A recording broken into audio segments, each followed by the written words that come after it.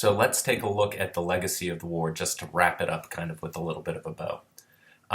Over 40 million casualties, 22 million dead.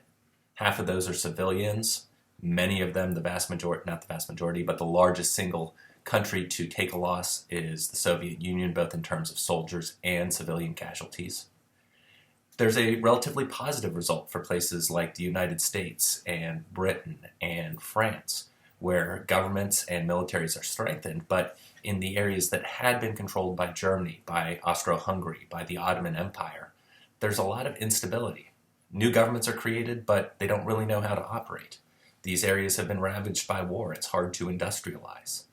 And in many ways, this marks an era where Russia kind of delves off and it enters a sphere of communism, really pushing on the ideas of Marx and Engels that's going to become attractive to areas like China and eventually North Korea.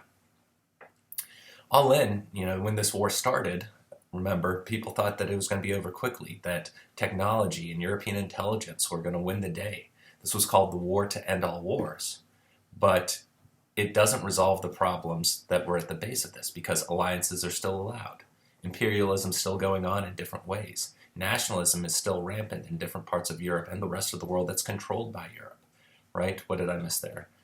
Militarism. People have refused to give up their weapons.